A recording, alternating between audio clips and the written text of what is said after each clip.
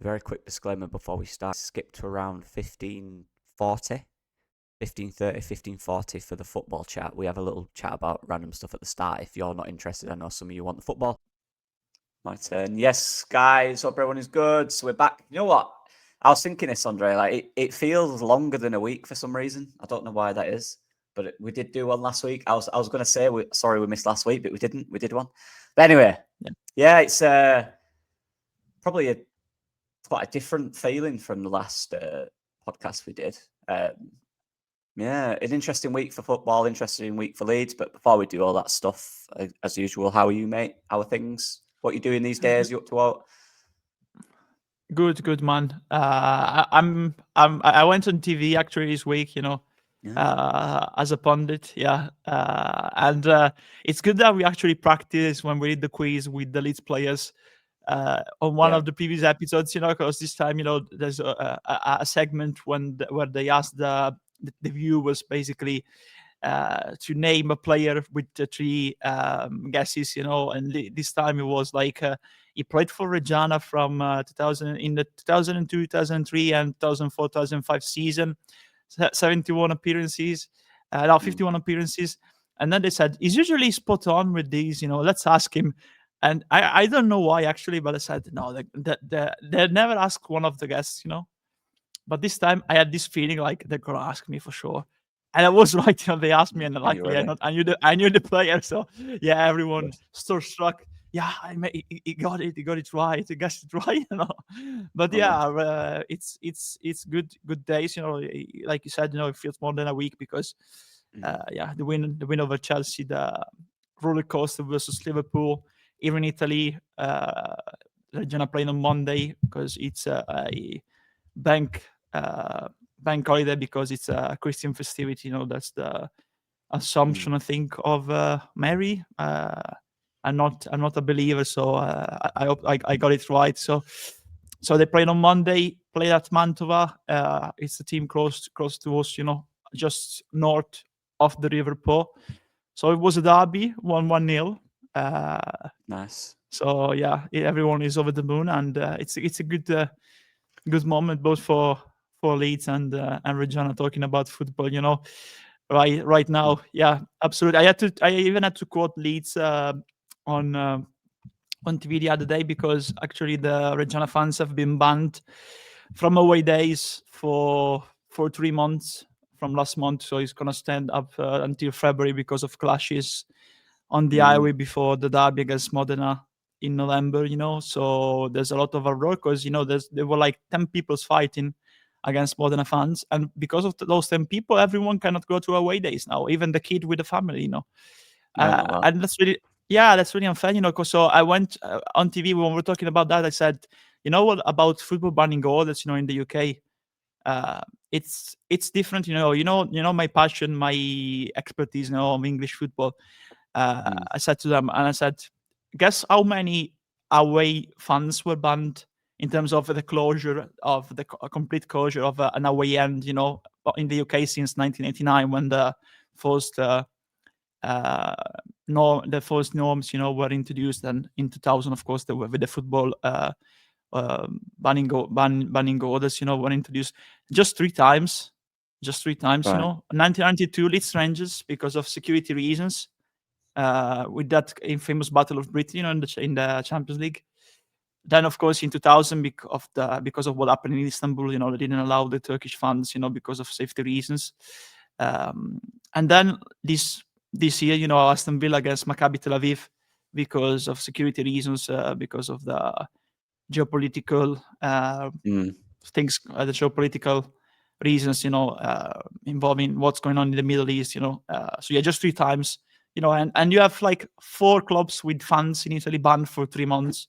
So you see the difference. Everyone plays for the fault of 10 people, and you don't allow families and kids to go to see their teams like 30 minutes from here. In a big derby, everyone is waiting for. And yeah, it's not fair. It's not a good image of Italian football. Because already we got old stadiums crumbling, old grounds, and if you even don't permit the away fans travel, it's even gonna get worse, because internationally in terms of an image, But yeah, apart from that, all right, everything is fine. Yeah. What about you? With all your training as a coach, all your age groups that you're coaching, of course, and all the scoutings that you're doing, you're a busy man, the busiest of us all, Yeah, I'm looking for another job as well. More. But yeah, it's tiring, mate. It's tiring. It's not long days, to be fair. But it's intense hours. When you're doing it, when you're in it, and it's non-stop, and you've got 12 to 16, coaching per hour. That's every hour. It's stressful, but this is why you do it. These are kind of the hard yards. These are the learning curves that I guess you need to go through before you want to become a club coach, working in a club. But yeah, that's the dream. Properly and coaching in a club. But are you managing to, to find a good balance? Sorry for the repetition, but are you managing to find a good balance between all the work commitments that you have, and of course doing other activities, to free your mind, in a certain sense, in your free time, what you're doing in your free time, when you're not involved like always, in football. It's also fun because when I'm asking you this, you have like books about football behind me, Yeah, mine are all down there as well. Yeah. Yeah. To be fair, mate. Yeah, recently I've found a good little routine I go on most days now. To be fair, I'm not really a big person for routines, so I'm not going to call it that. I just do it. I work better that way. If I've got a routine, I don't really like going through it. I just do what I feel. But in the last kind of few months, I've, during the day, obviously I'll wake up, get some breakfast. I always do a workout during the week now. Every day I'll do 30 minutes at least a day of a workout. That's got to be done. Then I'll usually tidy the house, all that boring stuff. And then, yeah, I'll have a few hours. Obviously I'm doing this today. I might watch a game. I might do some of my scouting work. Find a few hours in the week for that. And then I'll go to work, come back, talk to my girlfriend for a little bit, and then play some video games. That's kind of my relaxing. I'm playing Cyberpunk currently. I don't know if you played Cyberpunk, but I never played it, but I know the game. It's a cold game, in a certain sense, because of the impact that he had. I played something similar, Watch Dogs, probably that. Watch Dogs Legions in London. I never finished it, but yeah, it's good to roam around London. It's recreated pretty well, actually. It's in 2030. Yeah, we're almost edging. I think the game was published around 2020, 2021. So yeah, how's the Football Manager career save, going? Have you been sacked? No, anything but, mate. I'm absolutely flying. No, I tell you a funny story actually. So I've been doing quite well, and I was in obviously at Germany. Then I went to St. Pauli in the first tier. Finished, I think, 6th. We got into Europe. I think I've been 5th. We got into the Europe Conference League. Then I left to Lille, so I'm now at Lille. When I joined them, following Marcelo's footsteps. Yeah, there we go. When I joined them, I think they were like 16th. They were doing really bad, really near the bottom, and we've managed to finish in the Champions League just about. So now I'm in like February, and we're second behind PSG, but we're only 1 point behind them, and we've got them in a few weeks. But I've actually not, I've not played in a while because it just takes too much time. But the thing is, so my brother's downloaded it. I got my brother into it, and he's obviously, people might know he's a Scum fan, right? Man United fan. So used to be a Leeds fan, all right, but he changed. What happened there, man? What happened there? You need to have a talk with him. Friends at school, mate, I think. But no, it is whatever. I don't care. He can do what he wants. But yeah. So I was at home at the weekend, and he was there, so I went to see him. So I tried to help him, and I promise you, I tried everything that I used for my save, the same system, the tactics. I copied it all for him. I lost about 4 in a row. It was brutal. So I went, you know what? It's quite realistic, this.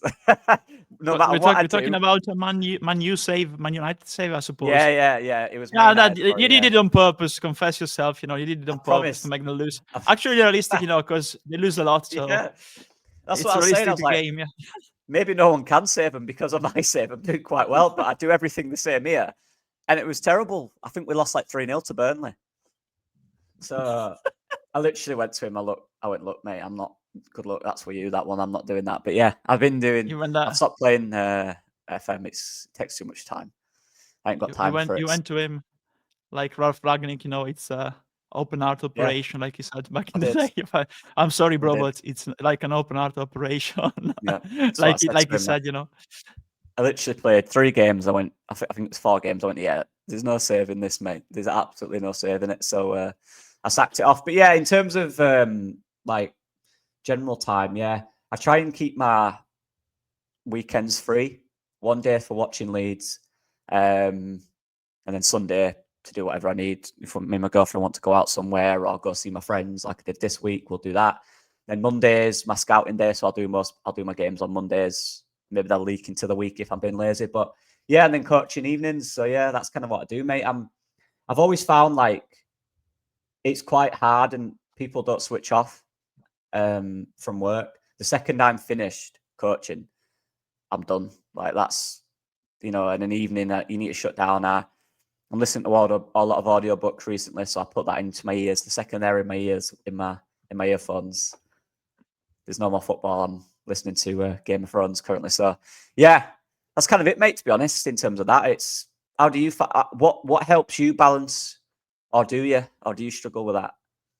No, it's honestly, I'm the opposite from you, because when I'm at work, I see something that probably I don't like in terms of how it is handled, or something like, when I see someone having a problem or something like that, I'm the type that carries that with me. I try to shoulder that weight along. Or when I have something that I cannot resolve, I constantly think, I know it's a problem for me, so I'm trying to. But I always been like that, so it's difficult when I'm in my free time. Honestly, like for example, on Sunday, I went for a walk because it was the only day with the sun That's another problem. last week. Yeah, exactly, and it's really freezing now down here, But yeah, I will try to go for walks more often now, because unfortunately I cannot do like other different training, because I actually told I went for a medical check on last Friday, so I have a little inflammation. I'm taking some medication for that, and long walks are encouraged, but other type of trainings like with heavy lifting or something like that, it's not suggested, so I will need to do something different. But actually I enjoy when I go to see football. I enjoy when I go to see the basketball, but apart from that, when I'm at home, I read a lot of books, especially about sports or history. I play like you, play video games. Recently, I've got back into FC 26, but it's really difficult, because the sliders, you need to completely fix the sliders, otherwise it's unplayable, completely unplayable. Now I'm looking for a new game because it's difficult, because I want to enjoy and learn something, because I've played like Call of Duty, Cold War, Watch Dogs, even different alternative scenarios, Kingdom Come Deliverance, of course, Suzerain, like I mentioned. Those type. Red Dead Redemption, honestly, I don't know if you've played Red Dead Redemption 2, honestly, man, it's best game ever made. The story, they need to make a TV series about that, honestly, because it will absolutely hit. I was playing also Hogwarts Legacy like a few months ago. Now probably I'm gonna get back into it, because the festive period usually it's like Harry Potter period usually, because of all that happened in the movies. And that's especially because in Italy that's the tradition that you usually show the Harry Potter movies around Christmas. So I'm really excited about the HBO series that is gonna come out in next year, because I actually watched like 1 week ago the second movie of Fantastic Beasts, Crimes of Grindelwald again. Actually, it was good. They canceled the series after that, because all the money on the investment went into the HBO series, of course. But it was actually good. People criticized the Fantastic Beasts, but they were made properly. Those movies, I like them. Yeah, so that's that overall. I'm a movie critic outside of football. Yeah. Yeah, me too, man. Yeah, I'm going to put a little disclaimer at the start, and I'll say skip to 15 minutes if you're just interested in Yeah, football, because I don't want new viewers to think we just talk about yeah, yeah, movies. Although we probably should do a spin-off where we just talk about stuff like this, because me too, man. yeah. Yeah, love movies, love TV shows. I'm a proper nerd, love it. But yeah, we'll talk about our football team, which is our other love and joy in our life. Um, but yeah, Leeds United. It's been very good week. I think, starting from City, I guess you could drag it onto there. Chelsea, and then at the weekend, the most recent one that we've not spoke about, the Liverpool performance. It was good to see that this week has been, for me, a real testament of the players and the manager and the kind of environment and feeling around the club. Because I think if you look into it, from where we were a few weeks ago to where we have now, clearly, and I believe this, the news of the manager leaving that was leaked, for me, that has motivated the manager, it's motivated the players to play for the manager. And that's why we've gotten this performance. But I think if you look at Farke's press conferences now, what is so interesting to me, he's talking more about tactical side of things, which he doesn't usually do. I think I've watched the last few, and he's talking about formations, and he's talking about why we did this, why we did that. It's almost like he's going, all right, I was safe before, but people think I don't know anything, so I'll drop some knowledge every now and again. I think he's seen that piece, the fact that it was leaked, and he took it personal. I think it bothered him, and he said, right, Like okay, my Michael Jordan style. yeah, literally, and because the reaction in the last week against some seriously good teams, whether they're performing at their top level, let's look at the players that they've got. Look at Liverpool, TK and Verts. That's 200 million right there. What we did and how we competed in those games is genuinely so impressive to me. Yeah, go on, mate. You do the rest. I'll speak after. I think there's two words that can define what we saw in the space of the last probably 8-9 days, or even more since these. It's adaptability and resilience. I think because the Liverpool game, it was a really hard one. Not just because we were facing the champions of England, despite all the struggles this season, the internal ones, the Salah outburst, Salah versus Slot, the treatment of Federico Chiesa, really unfair for me. Isaac not performing.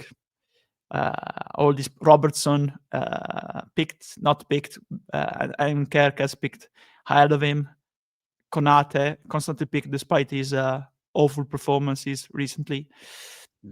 Yeah, but apart from that, Liverpool are still a good team. Absolutely, it's basically apart from, they even improved compared to last season when they won the league. Because they signed on paper, of course. Because Isaac, that was a great signing on paper. Wirtz was a great signing on paper, and yeah, basically. Honestly, I was not I was expecting a different game compared to the Chelsea one because of the demand and the intensity that we put against Chelsea. So in the first half, obviously we struggled to keep the ball up, honestly, because without Mecha, we completely lose our hold up number 9, and DCL is a different profile. Not people recently have compared them because of what Farke wants ask from DCL, but DCL is a different player compared to Mecha.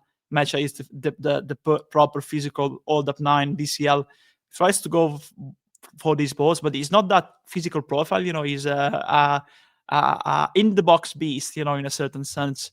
Outside of it, I think he loses a bit of his best football. Is what he can offer, basically. He loses a bit of what he can offer to the team.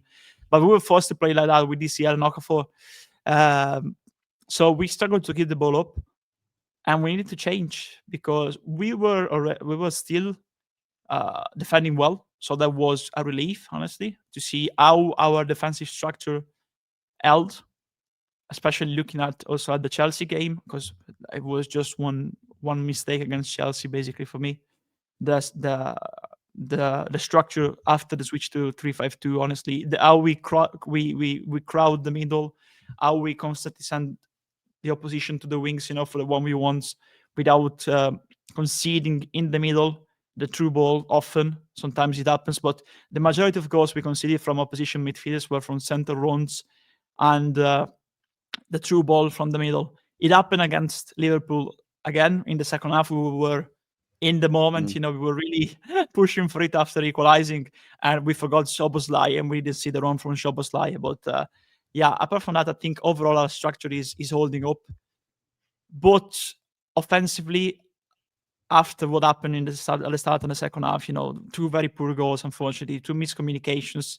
But I think we were playing well. I know that people want to play an exciting style of football, but we need to play a pragmatical style of football like we're doing, honestly. Even adapting Mm. and not try to impose constantly our style of football at all costs, but also adapting to the opponents and try to block the best traits of the opponents. And we did actually in the first half up to the goals, in the second half. Then it was not working anymore, and we needed to change the system because we need to have the changes for the 3-5-2, like we always said, me and you. So I need to change, and he did. And the difference, which they didn't know how to cope with that. Like same that happened with Chelsea, with Man City when we switched from the 4-3 to the back three. This time it was the opposite. It was switching and with the front three this time. And they didn't know how to cope with that. They found a different intensity from us, a different shape, and that change allowed us to finally step a foot in the opposition half and actually recover that because the off the ball movement was spot on, even more than the distribution and possession. I think the perfect picture for that is the second goal with Stack, with Stack. He's there off the ball, moved inside the box. He gets the ball, moves one touch, shoots, and goal, So it's good to see that when we have the intensity to match them off the ball, it's not an high intensity. It's a proper positional one. It's managed well, by the players. And it didn't even put a lot of pressure, honestly, to our fullbacks, wingbacks, wingbacks, fullbacks when we changed, of course. So it was managed well. And honestly, again, I think the 3-3. Of course, people will look at the goal in added time by Tanaka. Again, resilience, not resigning ourselves to every other club probably, if they don't have the mentality. And now from City on from City, we look completely different team mentally. Like you said, I think everyone, especially from the Chelsea game, have a lot of trust in each other. Mm. And you can see now a unit, United side, United front, a team that that we can face the champions of England, the champions of the world, or Burnley. They're gonna put an effort on. They're gonna put a performance. They're not gonna resign themselves. That's the perfect action against Chelsea when we recover the ball with those hard tackles. Those get into them. In a certain sense. So now at least we know that we can rely on the team. Maybe we will find the difficulties throughout the game or challenges tactically, but we're gonna put an effort on. We're gonna match them in terms of aggression, at least. We're gonna Yeah. make them fight for their lives, to get a result. And now the big question, the big test, is we did those two great performances, Ireland Road. Now it's up to us to find that form, that shape, that mentality away from home. Of course, it will be Hmm. like playing at home at Brentford because they don't have a great sound, a great atmosphere at the new stadium. So it's gonna be all these fans making themselves be heard. But away from home, it's always, especially London, because we talked about Harry Potter. Probably we were cursed by who, probably that theaters or Moody. Mm. The London curse. We need to break that one, especially under Christmas. Around Christmas, and it's also a big test. But now the big test is transferring that form away from at home, away from home, where the teams are gonna get at you probably. Mm. But I think right now, at least you go into games with hope, with trust.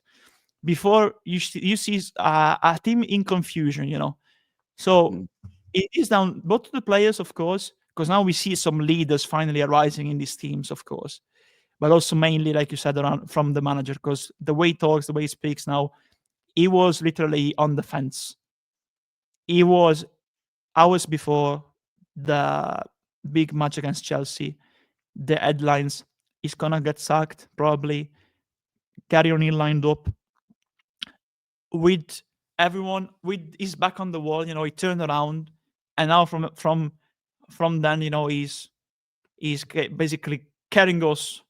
He has finally find boldness, to make changes, to be proactive. That's what we ask. I know Yeah. me and you. We always equally praised him and criticized him. We were always objecting. I think, you know, we always said that we like when he has the players to play his side of football. We liked him, but he had turned into a non proactive manager. He was only reactionary. Now he is proactive. And if you look at the Chelsea game, at the Man City game, at the Liverpool game, we went toe to toe with the three top sides, and that's down to Farke making changes when he needed to make those changes. Yeah. Yeah, and this is it, mate. I think when you really narrow it down, look at any manager, but obviously we're talking about Daniel Farke, the people, there becomes a realization where they go, all right, I can do this. People are people. People are stubborn. I'm stubborn. I'm sure you're stubborn. It takes something to happen for you to go, all right, maybe I can change it. And then you make that change, and then suddenly you go, oh, all right. Because, you look at people, like you get brought up your entire life by your parents or whatever, and you show the values that they give to you. That's all you know. So that's what you act like. So many people say you're just like your father, because obviously that's what you've been brought up to be like. Now, you take that into football, it's the same thing. If since you were like 15, 16, and you've been interested in coaching, if you've had this style in your mind and all you've worked on your entire professional life is this style and this idea of how football should be played, that's gotten you to the point where you are. Of course, even if we're talking about his time at Borussia Dortmund, any manager to get to that point is insanely good. So if you've done that and then you've gone to the Championship, you've won it, you've been in the Premier League, you've won the Championship again, you've won it again, of course you're going to trust what you believe in. Yeah. But that can be. You mentioned Dortmund, man. Probably you can also touch after you finish, of course, the Gladbach thing, because I think there's also a myth going around his period there. I think it was honestly a pretty alright period if you look overall at the seasons that Gladbach had before and after him. Go on. Yeah. Sorry. Yeah, it's true. He went in there. I believe, was that after Marco Rosa? I think it might have been. Or was it a few I think so, because he went there after when the war started, in Ukraine, because he was a Krasnodar, never managed them because the war broke out, of course, the Russian invasion of Ukraine. So he went there 2022, 2023. But I was looking at this the other day, and in and around before his tenure and after his tenure, his didn't stand out as being the best or the worst. It was just a decent tenure. It was fine. I think he finished mid-table on around 43 to 45 points, which they did the season before and the season after. Look at them now. They're struggling in the Bundesliga. That's 3 years later. This narrative that he had a poor season or he failed there is mental. He didn't. He did fine. He did a good job. He solidified them. It was fine. There was no recent time where they've done much better or much worse. So he did fine there. It's a myth, to be honest. But you go through all that. You're going to believe what got you there in the first place. Of course you are. I would. Everyone would. That's in any job, right? If you're a tennis player, you believe in your style because your style got you to where you are. There might be a time where you need to change your style slightly because tennis has changed. It's the same in every sport. So it's the same in basketball. You'll know, Andrea. I've watched it in a few years now. But when I used to watch it, 3-point shooting became more of a thing as opposed to dunks and stuff like that. So players had to adjust the way they played. Now, having said that, there becomes a moment where you actually might realize, okay, maybe I need to adjust a little bit. Otherwise, you get left behind. And let's be honest, he's not had the best players in the world at any club, like a Pep, where you can easily adjust. You can change what you want to do because you have these technical beasts. He's had decent players where it might take longer to adjust. But this is the point. I think the pressure at his job in the Premier League, maybe he realised then, right, this could be the last time I get an opportunity in the Premier League. Maybe that was a realization that maybe I do need to just change it a little bit. Because you look at that Villa game, really good first half in the way he wants to play. We were aggressive, we played high, we pressed, it was a very good game. It was a good first half for me, in my opinion anyway. Second half, Unai Emery changed. Unai Emery changed it in the second half. He changed it. Changed how they played, changed the way they played, brought on different players. We didn't react. How's that happen then? Right. Going to this, then that's when all the new stuff came out. Going into the City game, he's got this time to change his job, to save his job, sorry. Okay, right. Then he thought, right, okay, so I'll stay the way I'm playing, just to see. Okay, that didn't work. Half time, he goes, right. Realization checks in. All this new stuff about your job, is creeping in. You don't know what the owners have said. You don't know what's happening behind the scenes. He's thought, right, we'll do it. We'll go back 3. We've been working on it a little bit. We know we've got the players for it. We'll do it. We didn't win the game, but we took confidence from that. He realized in that moment, okay, we can do that if we need to. That's an option. Goes to the Chelsea game. Again, still the talks about his job. Right. Let's do that then. Did that. Battered Chelsea for the most part. Didn't batter them, but in our own way, we battered them. We were really good. The players loved it. The players enjoyed the performance. We enjoyed the performance. But then there's more to that. So this is where it was, we have to play this formation every time. Let's learn from that. 4-3-3 worked and didn't work all season. That's the thing. It worked at the start. It went away a little bit the second half of the season so far. So let's not let that happen with the 3-5-2. Goes into Chelsea, plays that 2 up top. Maresca came out after the game and said, we didn't know how they'd set up. Good. We don't want people to know how we're going to set up. That's what we like to see. That's the adjustment. That's what we need. Okay, good. Pressure's gone now. The media's gone away. There's no more leaks. Goes into Liverpool. Plays the 3-5-2 that beat Chelsea, that played really well against City. Didn't work. This is where the pattern didn't repeat. Go back to the Villa pattern where we kept the shape the same. Yeah, exactly. Yeah, didn't repeat. Well, obviously, he came out the second half. We played it for a little bit. Then he realised, right, now we need to change. Brings the wingers on. Changes it a little bit. 2 wide players. Perfect. The game, it weren't working. Like you said, we didn't have Mecha. This is how fragile it can be when you don't have the depth. We saw that. One player gets injured. No Mecha in there. The out ball is gone. Okafor is not used to that system in a Daniel Farke kind of style, so it won't work yet. That's something we can build on, obviously. Didn't work. Right, I'll change this. Around, 50, 60 minutes, 65 minutes was it? He changed it around that. I can't remember when he brought Nonta and Aronson. Tanaka as well. Completely changed the game. We had more intensity. We created better chances. The wing play was a joke. The wide overloads we created were really impressive. Tanaka brought energy, which freed up Stack to make them channel runs inside in the box. That's where the cycle broke for me. That's where he went, right, I can change the formation. I can trust these players to do that. But now that the 3-5-2 didn't work in the first half and Metch is still probably injured, now's the question of, now what do we do for the next game? Do we play a 4-3-3, which worked in the second half against Liverpool? Or do I go back to 3-5-2 with no Okafor, but we'll try and adjust it a little bit? But the point is, Andre, what I'm trying to make is the opposition won't know either. This is the mystery I like. This is what we need to be. We don't have individuals that can win us games after game after game. So we have to, as a system, be unpredictable. So I just wanted to say, I know it's a bit of a monologue, but my point is, these managers are, and for me, being stubborn, being naive can be seen as a bad thing, but every manager had naive ideas until they worked. Bielsa's ideas when he was doing it in Argentina were probably called naive until he won things. Pep Guardiola when he's at or maybe Johan Cruyff when he plays this total football, people are going, that won't work. What this player can play anywhere. Naive. Arrigo Sacchi, yeah. There's loads, exactly. Even look, Sam Allardyce originally when he came to the Premier League with Bolton, completely new ideas. This data, what's this data? That's naive. That won't work. It worked. Naivety is not always a bad thing. The being oblivious at times can help create new ideas. All right. That's kind of what we're in a situation now where we know what works for us with what we've got. We have to be unpredictable and even at times a little naive, in my opinion.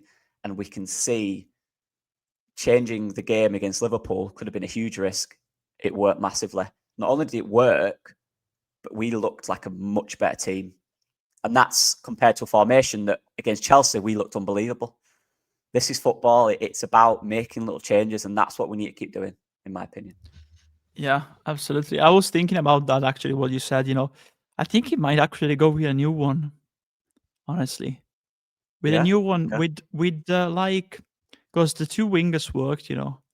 I think he might go because looking at Brentford, they have, of course, all tall physical defenders, not very fast. If you go and watch, like the last, I'm gonna watch, look at the last formation. So I have it when I talk about them next to them here, when they lost at Spurs, of course.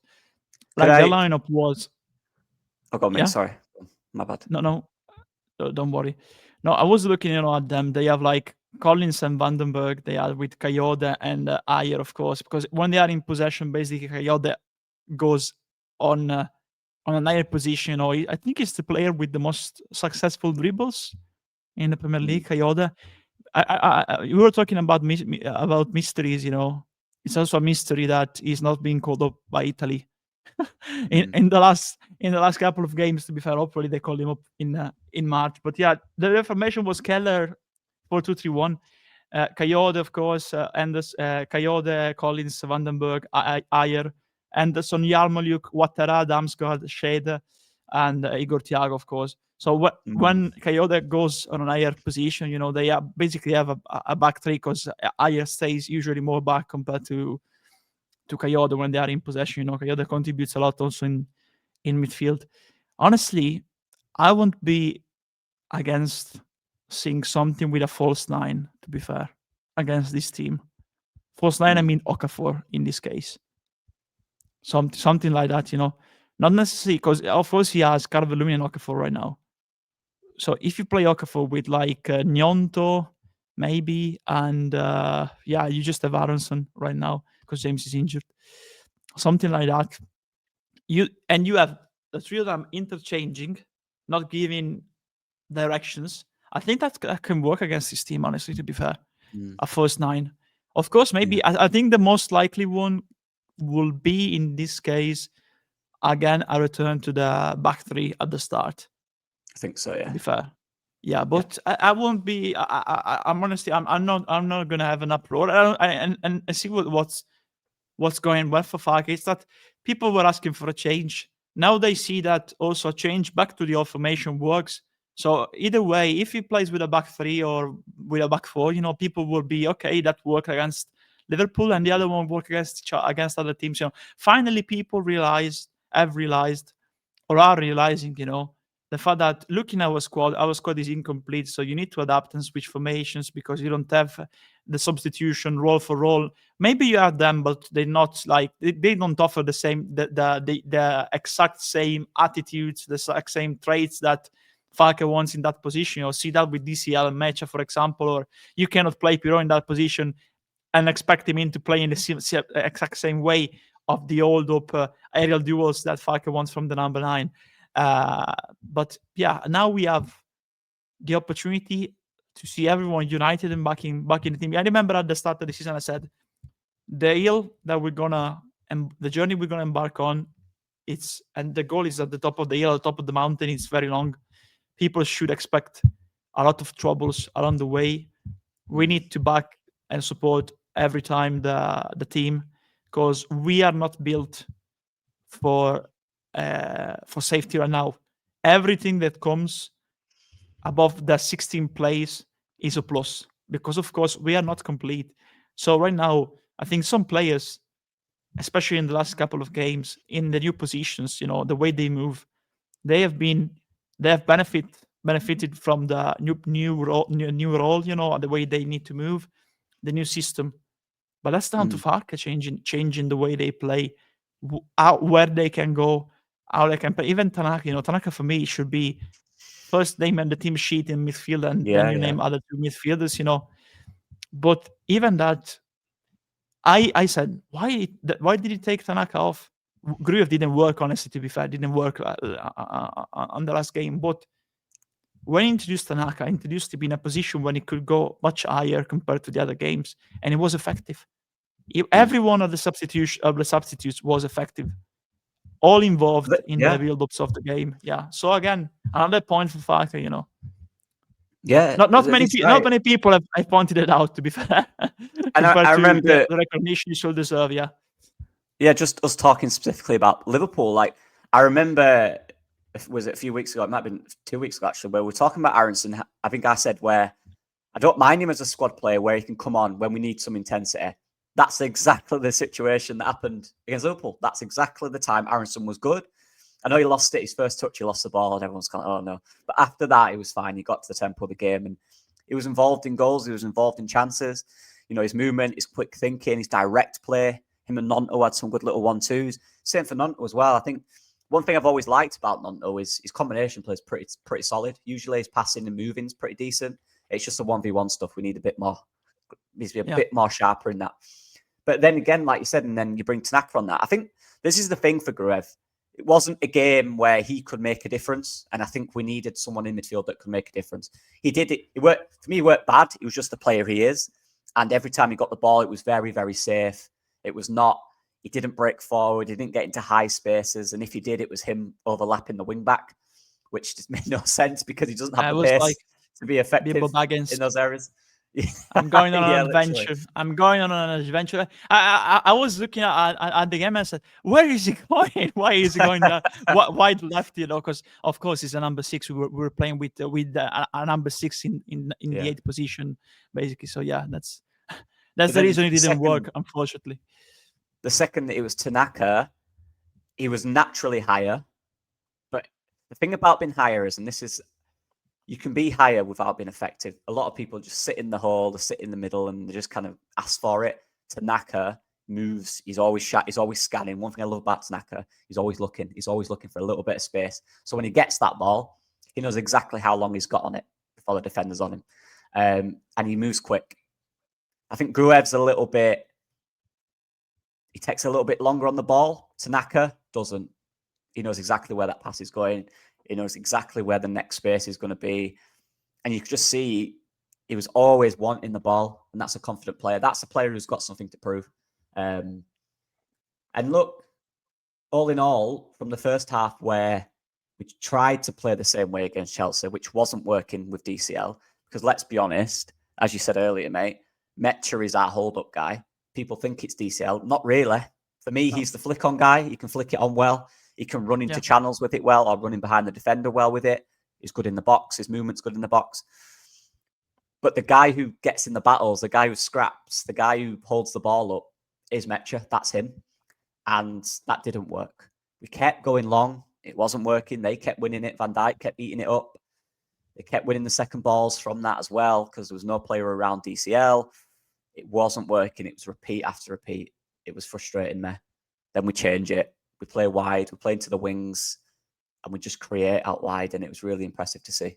We're unfortunate that the frustrating thing is, despite all these positive things, we still lost against City. And we didn't win against Liverpool because there's still issues with us switching off, which we've seen a lot this season. The Fulham game with a header, that's unlucky, whatever. The last 10 minutes against Bournemouth, again, switching off. We've seen other goals where our midfielders left their runners, the defenders have left their runners. And we said this a while ago. It's great talking about formations and this, but you've got to get the key principles right. You cannot switch off because you will be punished. I mean, Szoboszlai, he's not missing that situation. In the Championship, he might miss that. In the Premier League, these players do not miss. But yeah, there's learning to do. And I'm not expecting this team to be perfect. I think it's harsh that people do think that we're going to get battered in games. We're going to be outplayed. We're going to be outcoached in games. That's going to happen. But there'll be times where we outplay people. We outcoach people. We're in the hardest league in the world. We're a newly promoted team. Our squad depth is very thin, in areas that we need it to be thicker. But we're doing all right. We just need to find some consistency. We need to find, you mentioned leadership.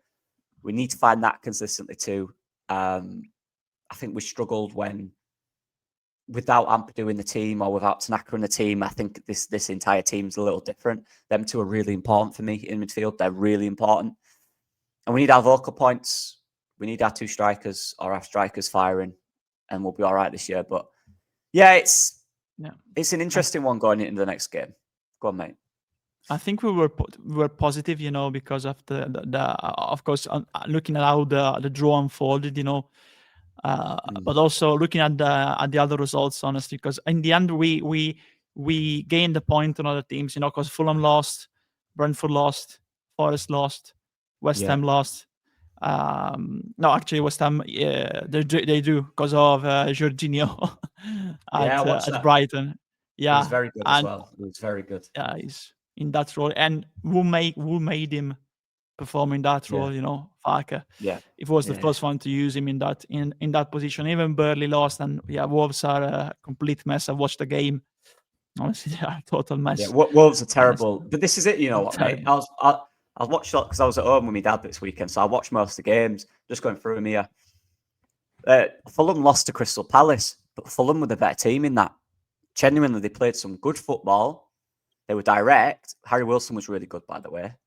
Fulham were the better team. They should have won that game. Again, West Ham were better than Brighton. They had a lot of chances to score. They did. They missed some big chances. Their keeper made some big saves.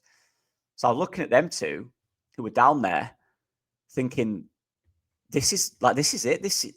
There's not a poor team, apart from maybe Wolves, who did look bad. But everyone else, everyone's pretty decent. Even Burnley were competitive. Again, who did they play? Yeah, Newcastle. Went out to 10 men, only lost 2-1 by one goal. Penalty, yeah. It's like, there's not really a poor team down there, apart from Wolves. They look really poor, to be honest. But you know what I mean? It's so competitive this season where these little margins do count. It's not only us playing better. West Ham were better in that game. Fulham were better than Crystal Palace, but they didn't get the points. And we're all in the same situation where we come through games. Think of when we played Fulham, for example, where we were by far the better team. When we played Bournemouth, by far the better team for most of that game. But this is the Premier League. These good teams, these established teams, they don't have to be good because they have the individuals that can change a game and win it for you. Jorginho Rutter is an example of that. Imagine, I was watching the game with my dad going, imagine we had this lad in our team. Oh, who'd have thought? We could play with a number 10 then. But yeah, there's like from 16, with West Ham at 13 points, and 14, with Brentford. There's like 1, 2, 3, 4, 5 teams in 6 points basically. Yeah. So it's the Brentford game is huge. Pandemonium. Yeah, absolutely. Brentford absolutely. 4 away from us. We beat them. We're 1 away from them. They beat us to 7 points away. It's quite a big game. We need to keep who are above us. We need to keep Fulham and Brentford close. I think that's the kind of keep them close, make it like a 6-team battle. And this is where it comes down to them little decisions in game that the manager's made recently. This comes down to cutting out mistakes. Because for me, there's not 3 teams that are going to go down because they're poor teams. I think there'll be 1 team that goes down because they're poor, which at the moment is Wolves. Burnley potentially could go down. I don't think they have enough in their squad. But everyone else, the 3rd team that goes down will be unlucky because they're all pretty decent teams. So this is the fight we're in. And I'll be honest, mate, I'm here for it. I am. I've just been reflecting the last few days, I've been talking to my dad and other people, my mates. I'm just in a point now with Leeds and the club where let's just do it. Let's see. It's what it is. Hopefully we sign in January. We back the manager. We need to. Him. We still do. Mandatory. That's not going to change. Yeah. We do that. If we go into January and we get the players we need, then it's down to the players and the manager then to deal with it and just finish 17th. Absolutely. Just finish 17th. Absolutely. But yeah, I think there's already a team down, honestly, to be fair. I think Wolves are already down. Yeah, two they look. points. With this current state of the Premier League, I don't see them like going on a run of games. Mm, Especially, I think Strand Larsen with the situation will want to go in January probably because teams will mm, be like what was like will be like yeah exactly that's the right animal, the vultures. They're gonna be mm. like vultures over him. Yeah. Try especially because there's a split because of course he wants to play and start for because of Norway going to the World Cup. But yeah, Mm, at what price? Maybe you want a big move and you still keep your place in the Norway in Norway national team. Of course he's not gonna start because they have Charlotte and Holland, but yeah, honestly, there's also another thing. I just wish that more people in the fan base will not underestimate Brentford, because we've seen that in the never. championship, with everyone expecting us to beat every team because of we are Leeds, we are Leeds, we are Leeds. Yeah, the problem is that so far, maybe we are on par with Brentford. They have more squad depth than us. Like they have more experience, Anderson, some very lively players on the wing like Sheda, Igor Thiago, very physical one. He's gonna cause problems Mm, to our back three or back four. Yarmolyuk is growing into a very reliable player in the Premier League. Nathan Collins is another player I like. Kayode is. I think he's gonna move to a big club probably in the future if he keeps playing like he's playing. Um Keller, very reliable keeper. But yeah, look at the Damsgaard squad. Not has that not been playing well Damsgaard. as well. Yeah, Mm, Damsgaard. I remember when he was here in Italy with Sampdoria. mm. Um, but yeah, I think people look at Brentford and they look at still at that club. They used to play in Griffin Park, with not much history. Like people still look at Brighton in that way, in a certain sense. Like they're newcomers in the league, but well, Brighton are established side in the league. I think they got Yeah, promoted in 2017, and Brentford in 2021, probably when they won I struggle to the say. yeah they won the playoff final against Full. No, was it against Fulham? No, because they lost the final there when we went up with the And goal then they from won Joe the Bryan, playoffs. Fulham, and Yeah, then when they yeah, won the next year against Swansea, was it? Yeah. But yeah, look at Swansea. By the way, they now that they've mm, recovered a bit, but looking how they went from an established Premier League side to yeah. like struggling to stay in the Championship, and yeah, now mid-table, just out of the playoff, in the recent seasons, yeah, you're your side basically. But yeah, people still look at them like, yeah, that's most small club. So, like, even Bournemouth, people look at Bournemouth in that way. But it's not about the history, Uh, Look at their models. Bournemouth have a very good model. Look at the recruitment. They have a very good side. Tyler Adams, all these players that they signed. Senesi, Oysen last season. Um, Brentford, they replaced all the players that they sold. They invested the money properly. Igor Thiago, got a good scouting system, same as Brighton. I listened to the Zerbi when he talked before the game against Saint-Gilloise, because of course they asked him about uh, Brighton, because Tony Bloom, of course, they have that partnership with Saint-Gilloise, Brighton, and they said that they are the ideal model for a manager to work with, Brighton, because the way they recruit, the connection that they had with even Wolves had that, but unfortunately they relied too much on bringing Portuguese players linked to a certain agent, in a certain sense. It worked for a while. Now it isn't working anymore, but it's deeper into the club, that deeper issues into the club. But yeah, they are good models. We need to respect more these sides. Looking at the level of football they play, at the level of their squads, people look at Anderson as well as they look at Shaka, similar, and they said no, they're finished, they're washed. They're not. They are Mm, leaders. They are leaders. Absolutely, I'd take him in. I'd take him in the heartbeat in our team. Both of them, uh, Anderson or Chaka.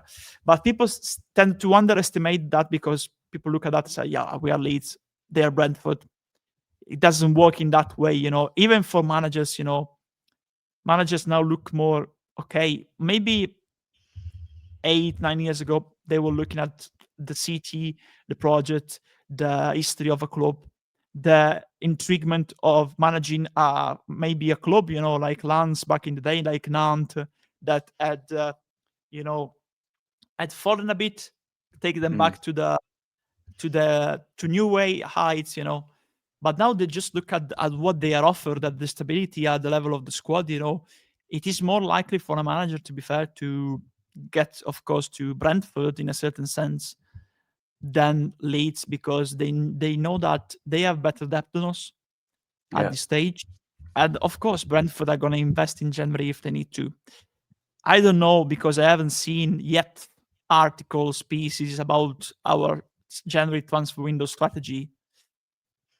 I don't know if we're going to invest, but again, we're going to underline that again. We need to, despite maybe we go on a run at the end of December and pick up a lot of points. And at the start of the new year, when the transfer window opens, we are like 10, 11th. Let's imagine that scenario. We still need to invest because it is a long league.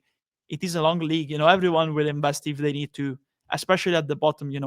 Maybe not. Maybe it will be more difficult for Wolves because they will need to attract players with just 2 points or 4 or 6. I don't know how many points they will have, but yeah, for a player like, okay, I'm signing for Wolves, but maybe in 6 months I'm gonna be a championship player, for example.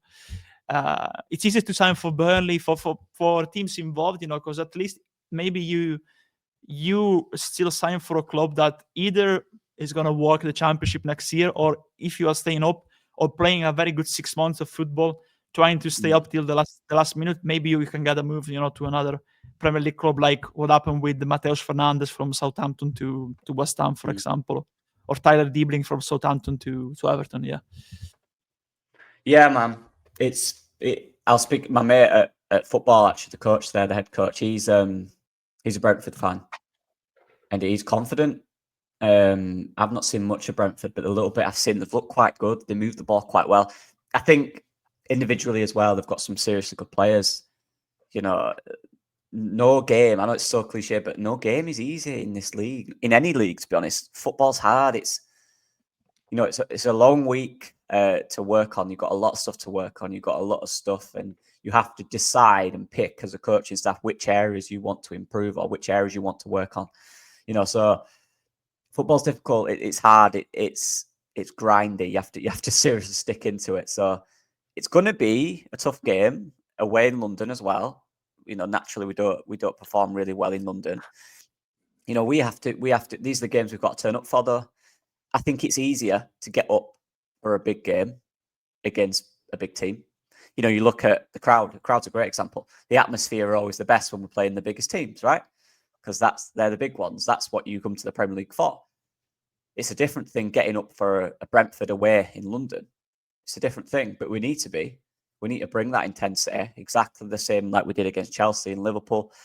We can't go into these games thinking it's like last season where it was like a championship game and we just turn up, we know we can kind of win.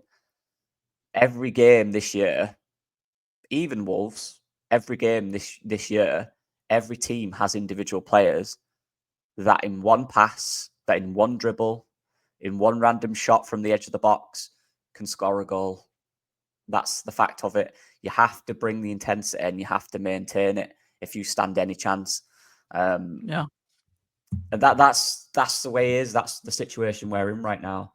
I agree. When it comes to January, I'm almost convinced every single team around us will do business.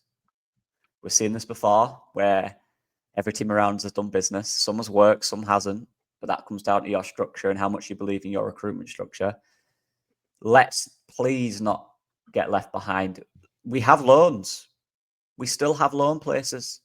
If that's a 6-month loan for a player who wants to get to the World Cup, right? There's a position at Leeds you will play. Okay. Bring them in. Look, I understand that we need to sell as well because we have one place left, I believe, in the squad before it's full. Yeah. So there's another part of it that we didn't do. I think we could have done better in the summer. I think there's players there that are pretty pointless right now. We don't need them. It looks like they're nowhere near the squad anymore because of the way we're playing, the formation and that. If we can move 2 on, bring in 3 that can all affect the first team, in this whatever system we choose to play, then we stand a chance. But without them, the workload's going to get harder on every single player. The pressure's going to get higher at the end of the season. They'll be tired. Teams are going to improve around you. You have to assume that. They might not, but you have to assume that. It'd be silly not to. So we need to maintain that, in my opinion. I don't think we can risk in the Premier League not doing. We Absolutely. risked it in the Championship because let's be honest, we were very good. It's fine. In this league, we cannot. But let's see. It'll be interesting to see what we do in that situation. And it's close now. It's 20 days away till the start of the window. But yeah, at it least we makes me have find nervous. but that's our when we usually go into our proper gear, with the scouting reports and Yeah, we the will. suggestions and all that. Yeah, but yeah, at least we have that's a joke, but we have found a proper replacement for just Big Joss, Big Joe's, Big Gilavogi, in Sebastian Bornau, because every time he plays in the Premier League, we are unbeaten. Like Yeah. remember that start when Gilavogi was playing in the league and we kept going unbeaten. So when you are behind in any time, if even if it's just 2 minutes, and you still have one change, bring on Bornau and you are assured you will equalize at least. If you bring on Bornau. we have found our lucky charm, our leprechaun, basically leprechaun, the Yeah, we Duke, have. But yeah. Yeah, he's we'll still be. without that team, Gilavogi, unfortunately. Is he? Yeah, bring him Yeah, on the due to the coaching agent. staff. Honestly, Yeah, I just would like to, honestly, man. I would yeah, like to. 'Cause he still watches all the game. If you follow him on Instagram, he loves it. he Yeah, watches all the game. He has his family. Like, I don't know if those kids are his kids or friends' kids, But he even has his friends, kids around him with all the Leeds shirts, watching the game. Yeah, he's like the best fan of best supporter of all his former teammates, So it's good to see very, very, very good, Do you know good what, mate? person, good It influence. seems Yeah. like a great guy and a really good influence for any young player, because he's young. He's probably older than most of them. So, but the thing is, like, I think that's a testament to the environment we've created in the club as well, with the manager and the players. Because he came in, he didn't really play, but he clearly had a role, and he clearly enjoyed the environment. He enjoyed the situation at the club. Came away with it. He's won the league. He's bowed out. We've not signed him again, but he loves the club, and I think that's the best side of Leeds. When I grew up, you'd get all these young players on loan like Andros Townsend, Ross Barkley. I can think of. They spend a few Barry months at the Bannon. club. Yeah, they spend a few months at the club, and then they wouldn't say anything ever again about the club. It was weird. It was horrible. But Remember, now, Townsend actually decided to terminate his loan and go exactly. and went back to Spurs. Actually, Yeah, that's what I'm used to. So it's so good to see. Whatever you think of the manager, whatever you think of whoever, we've created a really good environment for people to come into, which as a player you want to know. Oh, look, players know players. They'll speak to Gilavogi, they'll speak to Bornau if they played in Germany, they'll speak to Stack. What's it like? What's the manager like? And they'll tell them it's a big thing. It is. They're people. They want to be in an environment they like and enjoy, and they can be happy. And you remember, a lot of these guys will bring their family over as well. So it's good. It's good to see a guy like Gilavogi, who's got a lot of contacts in football. He knows a lot of people, who can now be a positive word for the club. But yeah, a scout for the club actually, because he brought on Bornau and Mecha, basically all the former Wolfsburg player, But it looks like there's a few more at Wolfsburg I'd like as well. Yeah, exactly.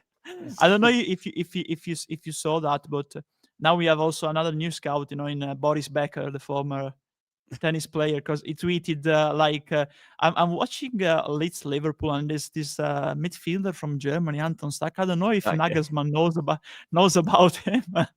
And Plattenberg Florian, let's call him just Florian, from Sky Deutschland, replied to him and he said Nagelsmann play has an abundance of players in that role, so he doesn't need him right now at the moment in that specific role. Yeah. Now and he called him an 8. He called him an 8, by the way, not a 6. I saw that. Florian. So I saw that as well. I guess we're wrong. Florian knows everything, but yeah, no, it's Florian. I knew Florian from Diagonally. But yeah, so because it looks like that, I cannot pronounce his surname. Sorry, Plattenberg. I think it's the proper pronunciation. Yeah. Plattenberg. Yeah. Sorry, Mr. Plattenberg. I didn't know how to pronounce your name. But just on the environment, like this is important, right? Everyone, I think that there's a little bit creep in him, which it always does when you're not winning, that the manager's lost the dressing room. And that was probably the wildest thing that was said, in my opinion. Just because you're not winning games doesn't mean the manager's lost the dressing room. In fact, we were losing games because the players were sticking to exactly what the manager wanted, right? Or at times not doing it properly. But look at this team, the new ones, the older ones, they are so loyal to the manager. You can tell. If they weren't, we would not have got them reactions against some of the best teams in the league. It's easy to turn up against a team near below you, but they turned up after the criticism, after the article came out about Farke losing his job. They all turned up because they seriously want to fight for him. That's the environment he's created. A manager that, you know, people on online, on X and stuff like that would suggest falls out with players, which is also a big myth. The players he's fallen out with, look where they are in their careers now, by the way. Most of them, you know. So, yeah, this is the thing. Like, players fall out with managers, especially ones that are honest. It happens. If a manager's honest, the player doesn't like it, the player will kick off. Look at Salah now, for example. You know, kicking off because he's not playing. Come on. This is football. This happens. Everyone's got a big ego in football because they're all footballers, and why wouldn't you? But yeah, just I think we're just going to have a little chat now, unless you've got anything to say on that, Andrea. We're good? No, I'm looking forward to our final part, because I know that it's something that I think also can be a good influence on people, because I know people now, of course, you're going to introduce the topic, but I think it's a topic that is going, especially in the modern era with a lot of social media, the smell of paper and what you can learn from paper is still should play a part, I think. And unfortunately, we see that less and less people like that in terms of that free time habit, you know. Yeah. So we're going to look at books that have, what's the word, influenced the way we think or the way we feel. Are we sticking to football with this? Actually. Or... Yeah. Just football. I've picked three because my archives are immense. I have them down here, so I'm gonna put them on my left. Yeah. So I just want to say as well on this, I'm not a big reader. So if you're not a big reader out there, neither am I. Trust me, I hate reading. I mean, I'm very dyslexic, so I struggle to read most things. All these books I'm going to speak about, I've done via audio because I struggle to read. That's what it is. So if you're not a big reader, don't be put off. I found recently, I was mentioning earlier that when I come back from go to football, I put my earphones in, I listen to an audio book. I find that such a good way to learn. And there's a lot of things that have been said in these audiobooks and these books that we're going to speak about now that have seriously just made me think about certain things, and they've actually changed the way I see and think about things. So we'll start off with you, Andrea. Do you want to give me your one? Should we go one each? Keep going through like that? No, one each is your right. It looks like we usually do with the players, but this time it's books. Yeah, of course. I'm on the other hand, I'm a big reader, especially because I read romances, literature, history books, football. But it's also, you know, about how you feel, the mood you're into, you know. So I usually order 4 or 5 books, but yeah, after that I switch from one to the other, you know, because maybe I'm going through a period when I need to read a romance. I read a romance. Romance in terms of course, literature, not romance in terms of a amorous comedy, but yeah, love comedy. But yeah, you see, as you can see behind me, it's not just the scenario, but yeah, I have all the books, like all the books of Rocco Dean here from Leeds. Nice, you know. There's also some books about basketball next to me. There's one of Dražen Petrovic, one of Steph Curry, one of Jokic. Then there's the book of Moscow White, Daniel Chapman, of course, from used to be on the Square Ball, of course. Then there's another one of on the World Cup. There's the newspapers where I write in here next to me. See the newspapers, the match programs, you know, of Reggiana, where I usually write my piece. See, there's my picture here above. Oh, there he is. Look at him. Yeah. Yeah, all the match programs, but yeah, I decided to pick just three because, of course, it's endless. I have down there, all my bookshelves, full of all the books. Literally, I don't know where to place them in my house. Honestly, I also have in the garage. I have also boxes full of books in the garage since I moved house 7 years ago. So yeah, I picked three, all on football. There was also other books that influenced me, a lot. But the first one, because like you said, I want to learn something both on football, from football stories. Right now, I'm reading The Dream by Carlo Ancelotti. So it's all on the journey of Ancelotti and the Champions League. His relationship with the Champions League. But the first one is this one. It's called in Italian L'ultimo rigore di Farouk, which means basically the last penalty of Farouk. And it was written by Gigi Riva, who is just an anonymous person of the Italian striker. It's the same name of the Italian striker in the 70s, not the same person. This one is a journalist. This book is basically tells the story of the last team from the Socialist Federal Republic of Yugoslavia going to the 1990 World Cup in Italy. And the title, The Last Penalty of Farouk, now I'm going to check while I talk if it's available also in the UK or not. Basically, it refers to the last penalty in the penalty shootout, I don't think it's available, but there's a lot of pieces and there's a documentary in English about it on YouTube. Basically, it tells the story of the last penalty taken by Faruk Hadzibegic, the Bosnian captain of the Yugoslavian national team at the 1990 World Cup against Argentina in the quarterfinals. He misses that penalty, and that's the last kick in an international competition by the Socialist Federal Republic of Yugoslavia. Of course, made up by 6 republics back then: Slovenia, Croatia, Bosnia and Herzegovina, and Serbia, Montenegro, and the North Macedonia, and the 2 regions inside Serbia back then, autonomous regions, Vojvodina and Kosovo.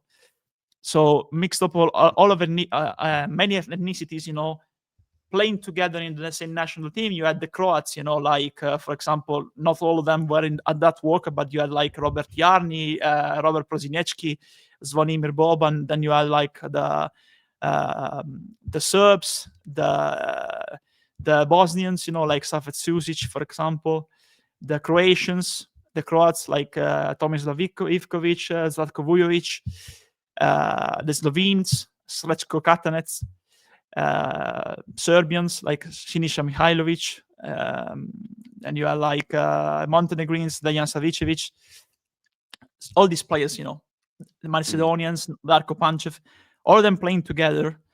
And it tells the story of that team in that World Cup compared to the political situation in Yugoslavia, where, basically in 1990, every nationalist party in the first free elections, open elections, in all the 6 Yugoslav republics won their local elections. So you had like the HDZ in Croatia, you had the party of Milan Kucan in Slovenia, and all of them were aiming for independence from Yugoslavia. And you see that despite that turmoil, there were already, the log revolution, for example, in Croatia, where the Serb minority put logs to block the streets, in the Serb majority areas, around Knin. You had that political turmoil, yet the national team was jeered, when they played the last friendly before the World Cup in Zagreb against the Netherlands with Gullit, Van Basten, and all these players, they were booed by the Croatian local side. Everyone was cheering against what at the time was still their national team, Yugoslavia. So they supported the Netherlands. But despite that turmoil, the team managed to stay united. And after they knocked out, they bypassed, they went past the round of 16, in that World Cup. They reached quarterfinals. The author says probably because everyone was celebrating back then the successes in that World Cup of that team, together as a unit. He wonders maybe had they reached the final, because of course, had they beat Argentina, they would have faced probably Italy, of course. But they were a very good side, Yugoslavia back then. They had like Dragan Stojkovic, for example, the Serbian Maradona, Had they beat Italy, probably they would have reached at least the final or at least the third place. And maybe that would have helped, to make everyone still feel united. It would have helped in a certain sense to delay the events that, all the Yugoslav war in the 90s. So yeah, it's a good story because you see our team stays united despite all the political turmoil and everyone wanting to divide them, because there were different ethnicities, different religions, Catholics, Orthodox, and Muslims, of course, in the team. And after that, they played and qualified for Euro 1992, but back then, they were banned on the eve of the tournament in 1992 by the United Nations from taking part. They were barred, So they went back, and Denmark, who actually didn't qualify, they replaced them and actually won the tournament. They weren't supposed to be in, So it's a mix between football and history. Yeah. Nice, man. Yeah, I love that. See, this is what's good about reading football. Like the amount of events or global events or events where football is involved, you'd be staggered. I always take it back to World War One, on the day where both sets of soldiers came up and united for one night or one day and played football.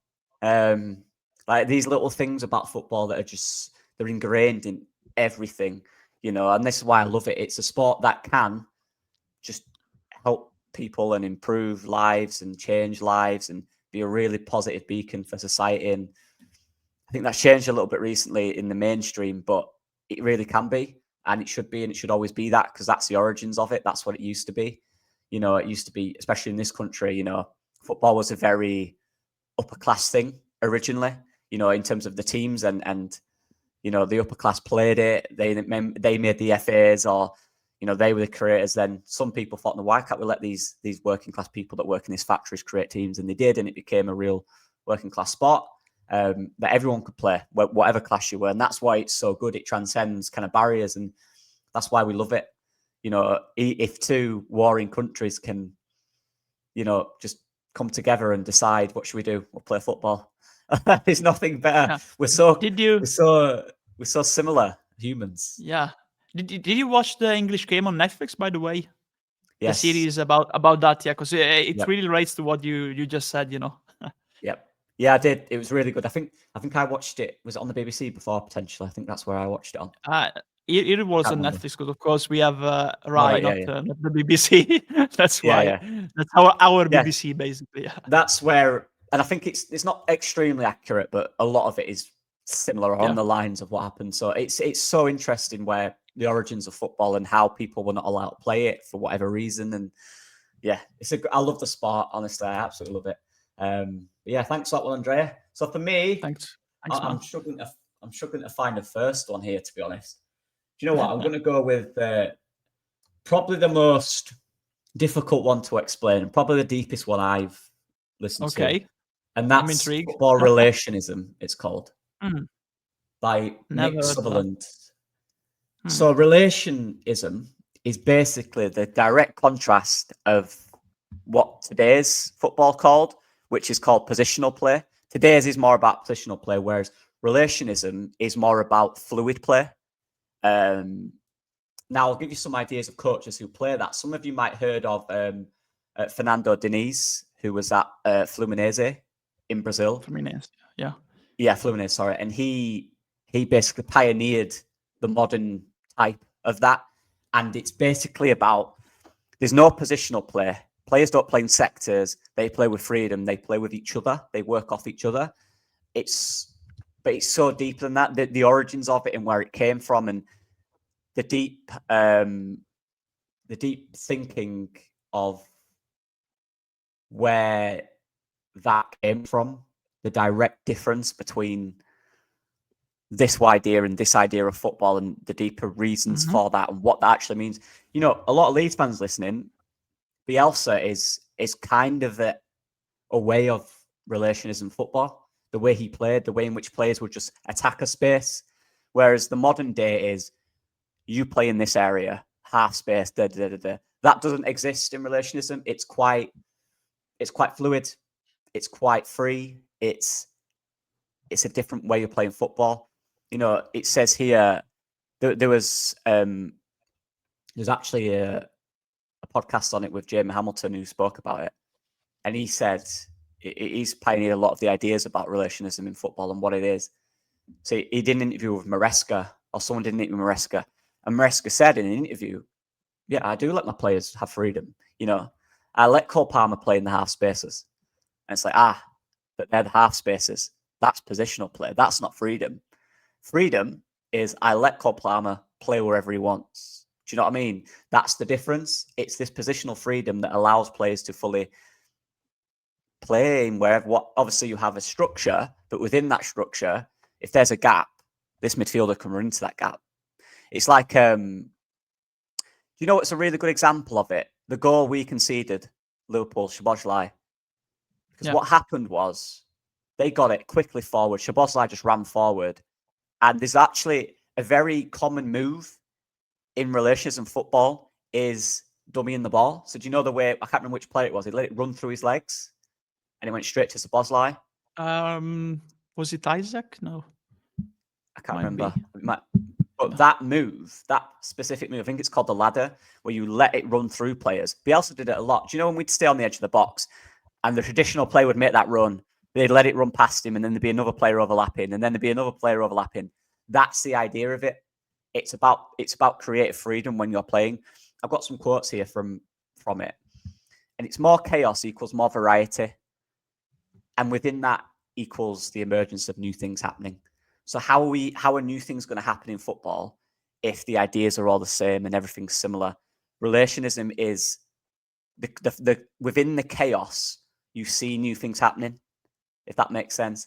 Whereas positional play, Absolutely. it's very structured. And he says here, you know, Denise, for example, it's still high possession football, still lots of passes, but in a different way.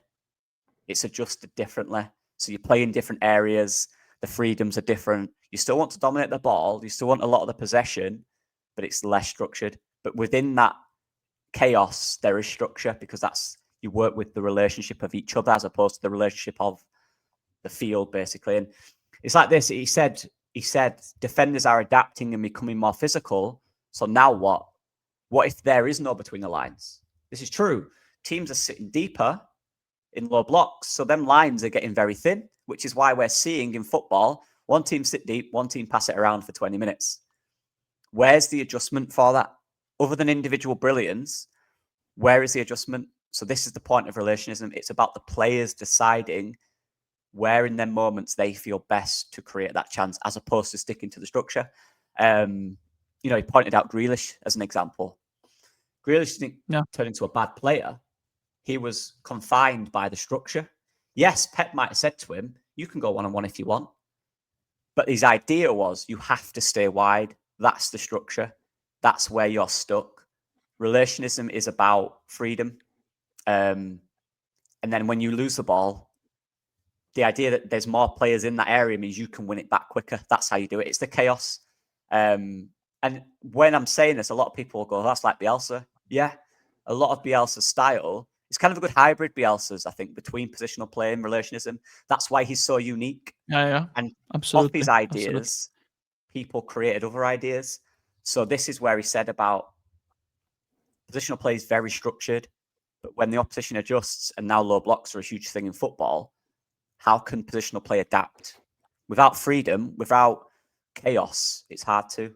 So that's kind of the base idea of it. It's so interesting, honestly, and I'll find the cover of the book. Just give me 1 second. Yeah, you need to send me the quote that you read after that because it's really enlightening, you know, in a certain sense. The one that you read. Which one? The one that you read about. Yeah, exactly. About the management of chaos. Yeah. But it's so true, though, right? If you're stuck in the structure, nothing else will change. But if you had chaos even if you think that you could put it into work, wherever you work, you're doing the same thing, you're doing structure, you do this, you do that. If you had a bit of chaos in there, something might happen and you might find a more efficient way of working or a different way of doing something. So it's very interesting, and but people need to check out.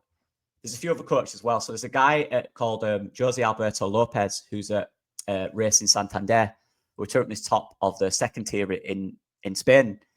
He's very adjusted to relationism football. A lot of his football is very similar. There was the lad, I'll get the name, at Malmo, Hendrik Rydstrom, who was at Malmo. He's not there anymore. He lost his job. Yeah.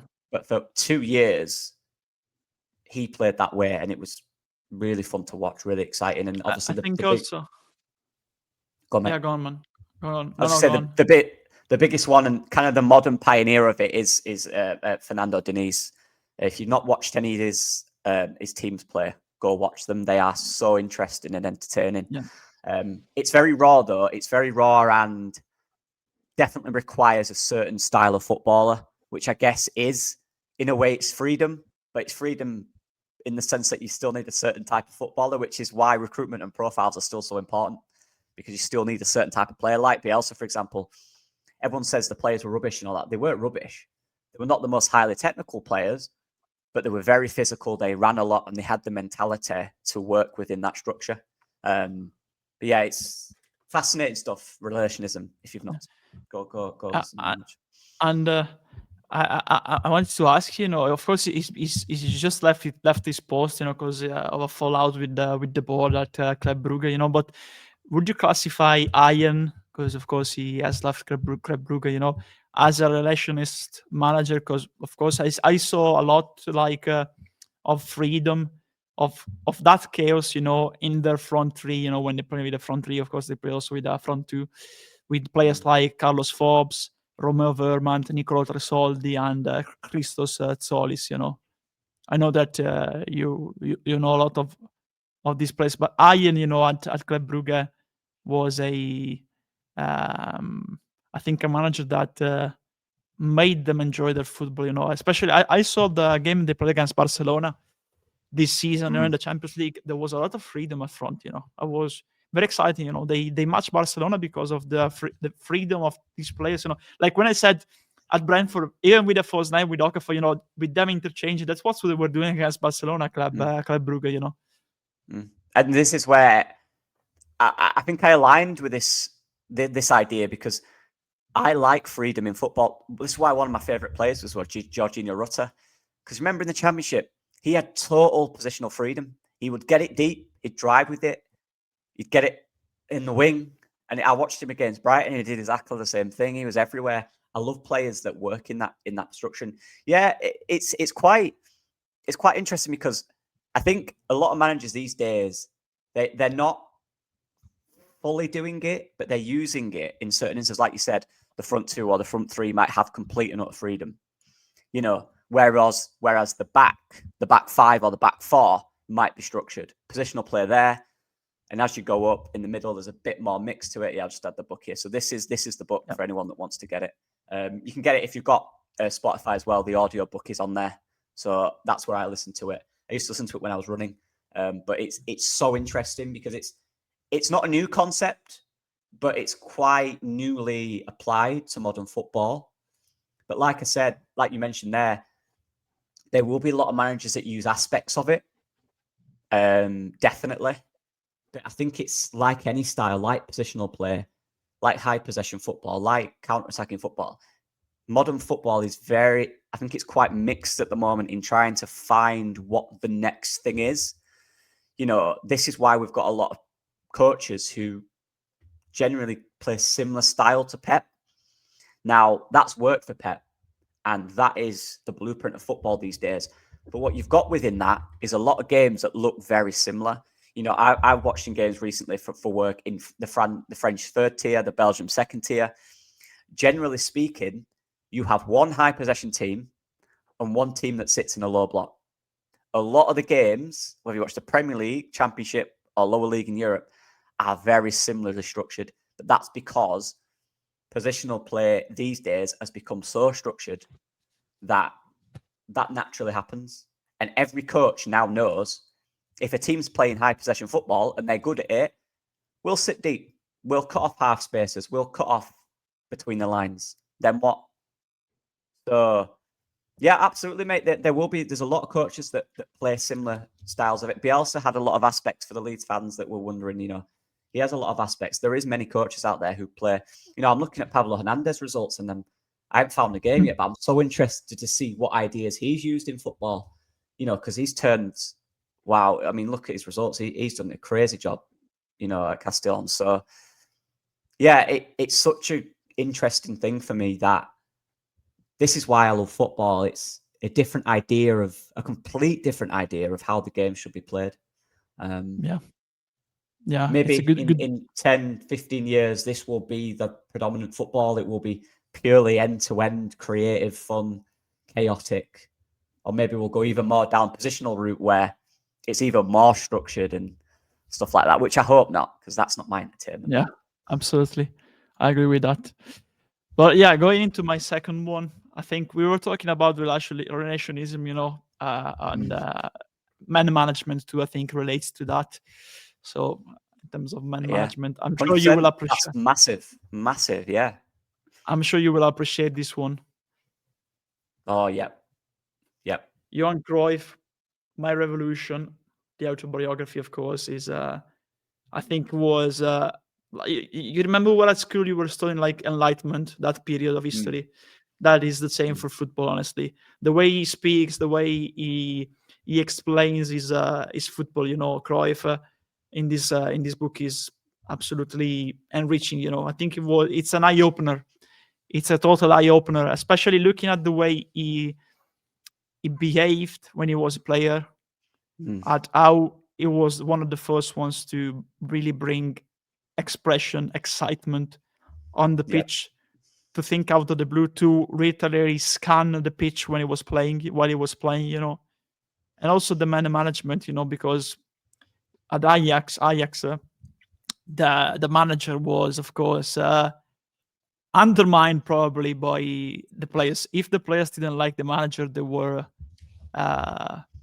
they literally would have made the board change, would have made the board change the manager, to be fair. And the one that actually won the European Cup in 1972, Istvan Kovac, against Inter Milan, he had risked an uprising because basically the assistant manager was working against him, and they had all these good players, like Piet Kaiser, Neskens, Stoy, Krol, all these, all the basically the backbone of the 1974 Netherlands team, and that total football, was, I think, the first big change in football. The freedom to move without the ball, and that influenced, all the other styles, because I think the other major change arrived when Arrigo Sacchi adapted that total football to high pressing, like our best defense is attack, if we are not working the ball, let's try to approach the other side in a way that we high press them and recover the ball and be more effective, in that sense. But yeah, Cruyff, honestly, I think it was enlightening, especially the way he transformed the culture, both at Ajax as a club official, as a manager, and at Barcelona, of course.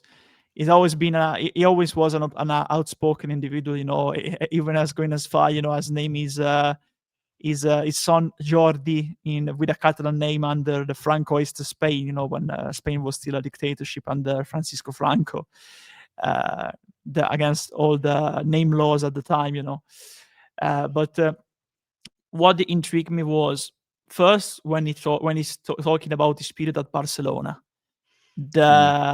the fact that he defended his ideas, despite having different views from the president, Josep Luis Núñez, because they fit the art monitor, and they realized that he was completely calm when he was managing the team during a game, while his heart was beating fast when he was in a meeting with the president, basically. So that's how much he cared, But yeah, the different style of football, all these players that he developed, and the way he implemented La Masia, the way he implemented what had happened in Amsterdam, to Barcelona. Barcelona are what they are today because of Johan Cruyff. Let's be completely clear. Even Aitana, for example, won the Ballon d'Or. You see how much the influence even on women's football right now. Cruyff left at Barcelona, they play a similar style of football to him, with their women's team, and even the men team, they drifted a bit during the 90s after he left. They tried to replicate that with Van Gaal. They tried to replicate that, but when he left, Bobby Robson, Van Gaal, then Rijkaard, but literally that when they returned to Cruyff football with Pep, they have not moved from that. They try it with Villanova, Tata Martino. Then absolutely. Now with Flick, Xavi, that type of possession-based movement football.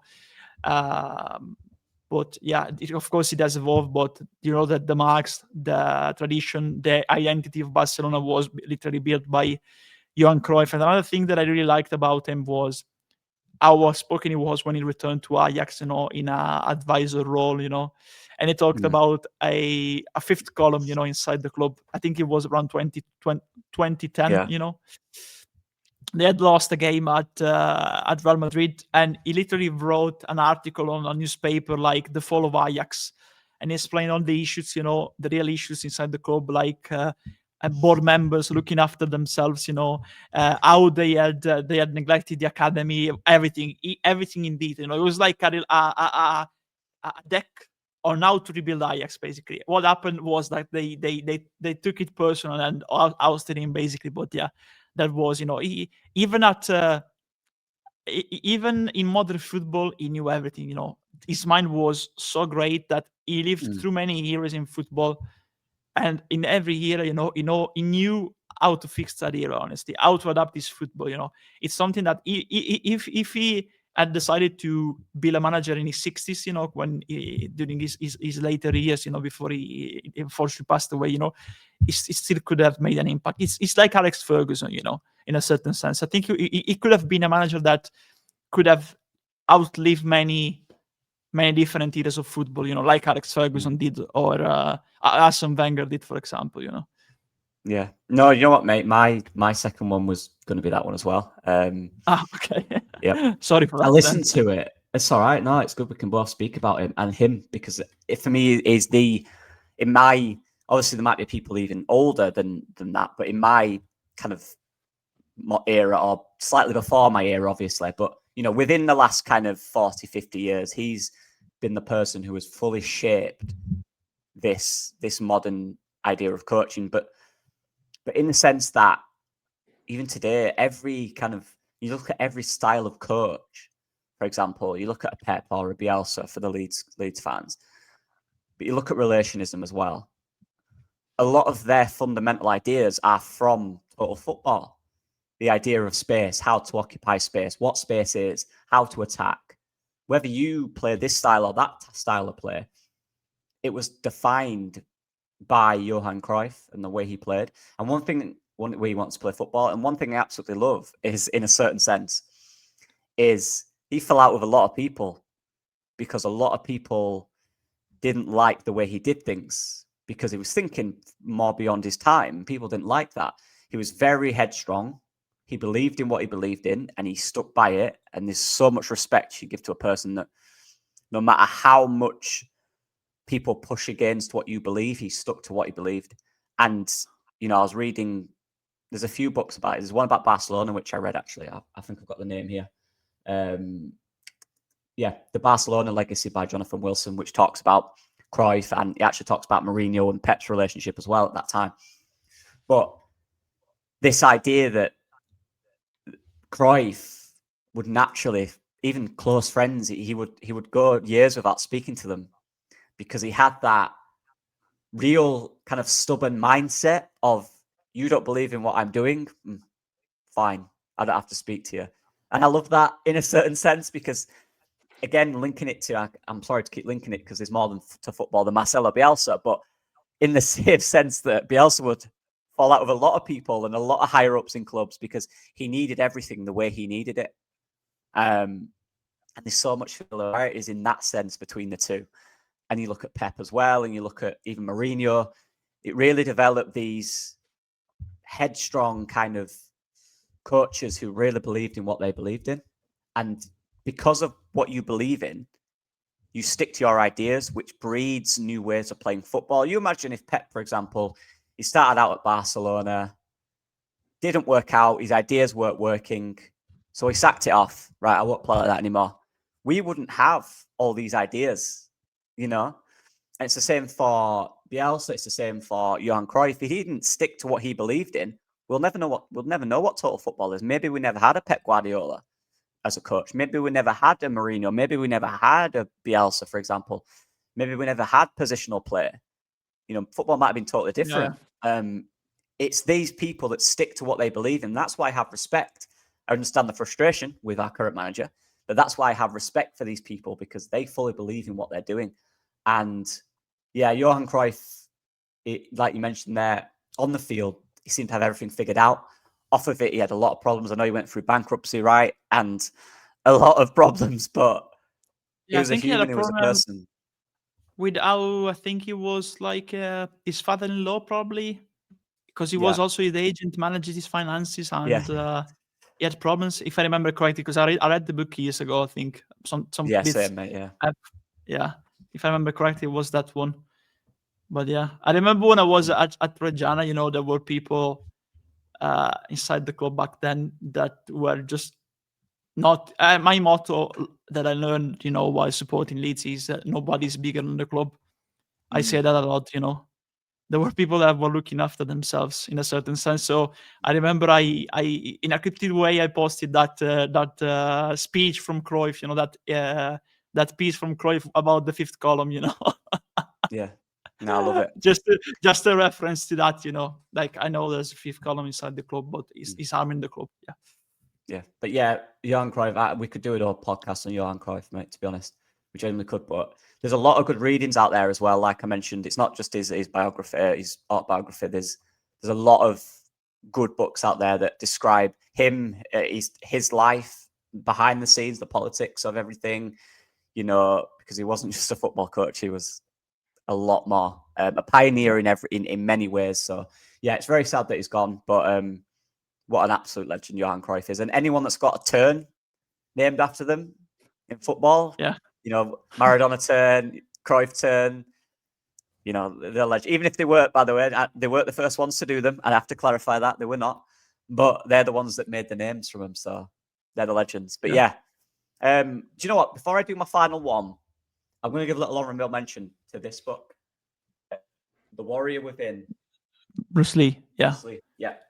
The reason I love Bruce Lee, because if you add it to a football sense, he fully believed again in what he believed in. He was a guy that was brought up in kind of gang oriented situations in Hong Kong and China. Had a dream that he wanted to move to America and create kung fu films because he didn't like the narrative of kind of Asian actors in Hollywood at the time. It was very, stereotypical. He didn't like that. They were kind of the funny people, a bit silly. And he wanted to change that. So every time you think of a kind of Jackie Chan or these people or, a Jet Li, for example, the serious kung fu films, they came from Bruce Lee, a guy that, again, believed in his ideas and stuck with it. He moved to San Francisco and he started out he just opened a little shop, just a kung fu shop. And he created his own kung fu called Jeet Kune Do, which is basically, it's a kung fu without a style. Again, going back to the without style, that chaos. He created his own rules within that, and that is the basic, the what's the word? The founder, if you like, of, you think of the UFC. Bruce Lee's ideas were very similar to that, and this is in the late 60s, the early 70s, about fighting two people, but without a specific style. Using other styles to be your style. He said the famous quote, "Be water." You put water into a cup, it becomes a cup. You put water into a teapot, it becomes a teapot. Be water. That was his thing. Flow with the water. Flow with what's around you, your situation. And I took a lot from that. And in society and in life, I took a lot from that. Don't be this regimented person that discounts people or doesn't speak to people. Speak to everyone, understand their story, understand their ideas, be open to them. You don't have to agree with them, but have a conversation, So that's why anyone that's you don't even have to be into Bruce Lee or Kung Fu. There's a lot of that side in the book as well, but there's a lot about life. And I just found it, I read it when I was like 15, 16, and it really helped me get through, college and understand about people. But yeah, my final one, because we both did the Cruyff stuff, there's about 4 Cruyff books that I could probably, well, 3 Cruyff books. So my final one is actually one that a lot of you have known, and It Was Beautiful by Phil Hay. There's a lot of good I still Bielsa haven't books. read that. So I still good. haven't I read know, that. obviously, good friend Rocco, my fellow Creator Cup champion, absolute beast of a centre back. I know he's got one. So obviously, everyone go get that because Rocco's a legend. But obviously, I can't read, so I will buy it at some point. But I Actually, can't read. he has two. There's Two. Bielsa. Yeah, he has 3, I think. The Premier League and the Bielsa 2 versus Bielsa books. United. Yeah. And there's also the one about written by his former assistant translator. Yeah, Sani Marrani. I have that one, but it's not on this shelf. It's another one. Yeah. But I wanted to give Rocco props because I'm not speaking about his books. I can't. It's not audio, unfortunately, so I can't read it yet. But yeah, but he's a legend. He's Rocco. Big up Rocco, and all the guys over there as well. They're all brilliant. They're all nice. Met him in all part Italian people, too. So yeah. That's why it's great. Yeah, James and Dara as well are absolute legends. Met them on the Creator Cup, and we had a great time. Dara came out afterwards. It was good fun. But yeah, so it's like. So I forgot where I was at now. Yeah, so the Bielsa book, the Phil Hay Bielsa book. I'll listen to this during college. During my first year at uni, and genuinely, if I didn't listen to that book, I don't think I'd have wanted to become an analyst or a coach or a scout. My ideas of football were very kind of narrow, and I remember, for example, when Bielsa first came in, I was that guy that was like, oh, who's this guy? He's not proven. He got sacked at his last few jobs. He didn't last long. I didn't look behind the mirror. I just looked in front. And since reading that, you get such a good idea of not only, obviously, the man, but the ideas behind the man, the things he would do to make his ideas work, the sacrifices he has made in his life. There's so many things about Bielsa that even the media have not said that are in that book that are truly fascinating. The amount of games he would watch every single week to get every aspect of the opposition, it's one of them things that is truly inspirational. An idea that if you want to make it as a coach, maybe you don't have to do it to the level Bielsa did, because no one really does. But this is just an insight into what you have to do, the research you have to do. Again, this man that stuck to his ideas, and it talks about the criticism he had and how that didn't bother him. In fact, he doubled down when he had criticism. He did it even more. He worked even harder. For a guy that in interviews and is so calm and collected and always has time for people, but behind the scenes is extremely beyond obsessive about his job and his ideas, was something that he said really toxic, resonated. He said. That's what he said. Yeah. Toxico. Soy un toxico, he said. But this is what I loved about him. He said he's not a perfect human. He saw players as robots. He said, I have to see them as that in order for my ideas to work. It has to happen. I have to see them as robots. I don't want a relationship with these people. In modern football, people are going, what? What do you mean? But these are the sacrifices he made as a person to try and get the results he needed through his ideas. And this is why, again, I keep coming back to it. A man that, or anyone, a man or woman, obviously, that sticks to their ideas and their beliefs are people that are pioneers and can inspire other people. And look, we know who Bielsa's inspired. There's a lot of good coaches out there who are somewhat inspired by Bielsa. We think of Pochettino, Simeone. I know Conte, obviously, he listens to Bielsa still. He goes to his webinars. Yeah, Areola. There's so many out there that have so much respect for his ideas. Scaloni. There's loads, yeah. This is it. All of them were given the debut by Bielsa, Aymar, Samuel, and with Argentina, yeah. There's so many. I could go on for hours about little quotes in the book or things Bielsa did that just make you go, what? But just reading about people that believe in an idea and understanding why they believe in that idea, why they want to do this made me go, right, I want to do this. I want to do that. I want an idea of football. I want to be involved in it. I want to figure out how hard I can push myself with ideas and understanding things. And it got me really interested into more than the surface level of football. So yeah, if anyone's not read it, Andrea, honestly, I'd advise. I haven't. It's really good. It's really good. Yeah, really good book. But yeah, that's my third. Yeah, I still haven't, because I think Phil is heavily missed in the Leeds journalist space. To be fair, the way he reported, it was like our go-to guy in a certain sense. Yeah. But yeah, at least now you can follow Arts. Shout out to this one as well. Yeah, Creative Madness, Alive, Team Rich, Team Rich, yeah. That's another good one as well. Yeah. I've got the hardcover, but I'll listen to that one as well. But yeah, there's one in Italian written by Pizzigoni, who has basically contacted a lot of Argentinian players and managers, and the book is made mainly by what everyone says about Bielsa. It's a book of what everyone from the start to the later years. People you work with says. It's a mix of opinions and then imagine, Andrea, if Bielsa he took that criticism and then didn't stick to what he believed in. Imagine all these coaches now, they wouldn't have that side of it. Do you know what I mean? It's so important that people stick to what they believe. I truly do believe that. Yeah, and he wasn't. He will never have received, the criticism that Fak has received, because people look at him and what they see is aura.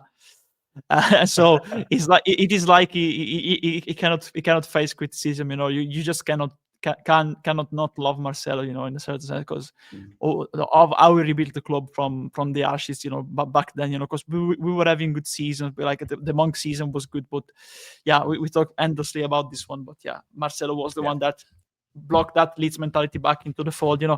But yeah, we were talking with my final one. We were talking about an Argentinian, so we're gonna go to Argentina. Just I still haven't figured out this one. You can see now the title: Football y Terror, Football and Terror. The Argentinian football during dictatorship, basically. Because you see down here, you see Maradona, very young Maradona, in a Super Classico against River Plate, and up here you see the moment when you see now Masera, Agosti, and Videla, the members of the military junta that took over Argentina in 1976. So it's a story about how football was a tool, in a certain sense, a way to placate the masses during the Proceso de Reorganización Nacional, which means national reorganization process. It's the military junta that ruled Argentina from 1976 to 1982 or 83, basically. Because in 1976 they deposed the ruling president, Isabella Perón, the second wife of the late president of Argentina, the elected one, basically, Juan Domingo Perón. They deposed her, and Argentina had already, because in 1974 they were assigned the host rights, the hosting of the 1978 World Cup in Argentina. So FIFA actually went there, Joao Avalanche, Avalanche, because of course the surname is of German origin, went there and they confirmed that the World Cup could still be held, in Argentina, despite all the accusations, because of course that dictatorship, they took the campaign against the left-wing guerrillas, because especially in the rural regions of Argentina, there were attacks, by this group called Montoneros. So there was violence between left-wing and right-wing groups, especially in rural areas. So they took that as a pretext to take power in Argentina, and they cracked down on that. But they suppressed all civil liberties. Surely about the desaparecidos, the missing persons, in Argentina during that period. A lot of people were taken off the street, by cars without a plate by the police, the secret police. of the army, basically of the state. The army was ruling the state at the time, and they disappeared. Basically, there's still a lot of people who haven't been found yet, or people that don't know where the relatives of sons of daughters have gone. So they're still missing after all these years. Because they were like political opposition. They were part of the political opposition. There were journalists that spoke against the army. Basically, there was also this tactic of the los vuelos de la muerte, the flights of death. Basically, they were basically making people disappearing. They were carrying them drugged on these military flights, and then they were dropping them down on the water of the Rio de la Plata, the River Plate, basically, not the club, but basically the basin that goes between Argentina and Uruguay, the sea, basically. So it was a very unknown, still in Europe, but very brutal dictatorship. Of course, in the UK, you had a glimpse of that when under economical disaster, they tried to get the people on board by invading the Falkland Island, the Islas Malvinas, in 1992 with when Leopoldo Galtieri was the de facto president back then. But in 1978, the de facto president was Videla, and he basically used the World Cup as a tool to make Argentina seen by the world as a modern country and a country like an example, with like this is our way to polish our image after all these human rights accusation in the world. So they use the World Cup like Adolf Hitler did with the 1936 Olympics, as an operation of whitewashing, So the great example in this one is actually that there's many examples, but of course the majority of the games were played at the renovated River Plate Stadium, the Monumental, the stadium where River Plate still play to this day, But like 200 meters away, while Argentina were playing the games, 200 meters away lies the Escuela Mecánica de la Armada, ESMA, basically the mechanics school of the army, and that was a detention center. So while they were playing the World Cup, they were like prisoners, detainees, undocumented the people that were tortured down there. So those people could hear the screams of the crowd celebrating the goals of Argentina, and that was a great team, by the way. That was a great team, but they were tortured. So and no one apart from a few journalists, and the Dutch team, the Netherlands, because we talked about Cruyff. Cruyff didn't travel back to that World Cup. There were even rumors that it was a protest, but it was only because his wife basically, they had they almost had a kidnapping attempt, when they were living in Spain. So he wanted to stay home with his family. It was a difficult period for them. But in that World Cup, all the TVs were covering the games, while just like kilometers away, still in Buenos Aires, in Plaza de Mayo, the May Square, basically the one in front of the Casa Rosada, the presidential palace, there were these grandmothers, with these white papples, white scarves, around their head, that they were manifesting during the games, basically circling around, because there was an order that didn't permit to protest by standing, just standing in a place. So they had to circle around the square, basically asking where the grandsons and the granddaughters had gone, their sons, their daughters, the mothers of Plaza de Mayo, basically. So they were protesting, and there was actually some journalists that were covering the World Cup from abroad that went there and interviewed them. And that was the first time the world knew about what was going on in Argentina. But what happened was Argentina, basically the state, the dictatorship, just expelled those journalists, because they had given a bad reputation of the state. So they expelled them.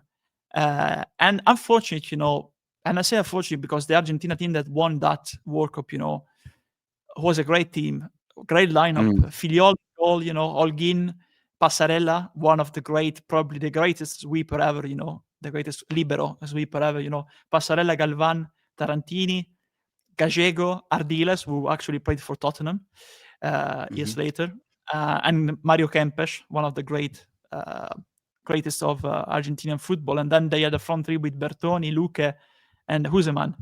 So it was one of the greatest team, honestly, to lift the World Cup. They beat the Netherlands, a great Netherlands team, in the final, but they were always overshadowed by what happened around them. They would even accuse some of them, like, you make them look well outside, by winning that trophy. Like it was perceived by the public opinion in Argentina that victory, like, it didn't help us, because they see all the celebration and joy, in Argentina, while behind the curtains, all of that was going on, all that kidnappings, all that beating, all that torture, was going on.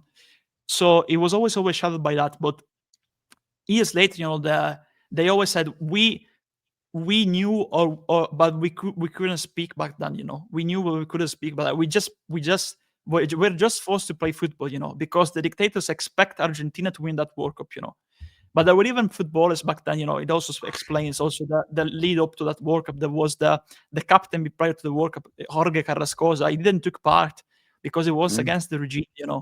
It was against them. So he was basically excluded by the national team. And even Menotti, the manager, Cesar Luis Menotti, another great, he's also an inspirator to Bielsa too. He was a socialist under a military right-wing dictatorship. So the military knew that they needed to keep him in place, because he was the greatest manager that they had. It was, I don't know if you know, but about his successes with the Huracan, where he basically transformed Argentinian football, in the 70s. But they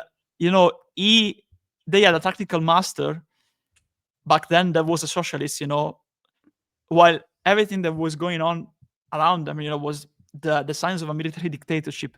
So unfortunately, they were unfairly accused, the players, because they just had to play football. They were forced to play football.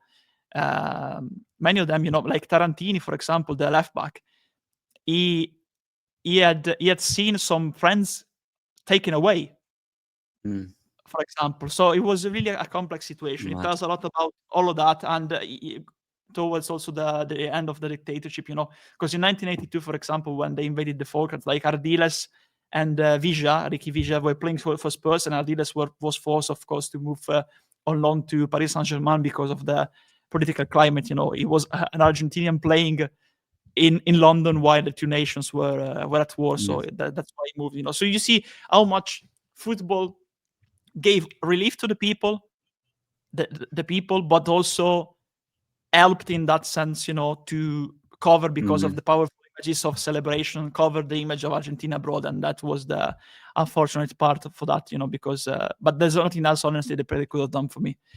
But in the 70s. So yeah, you see also a bit of a mix of between football and history again.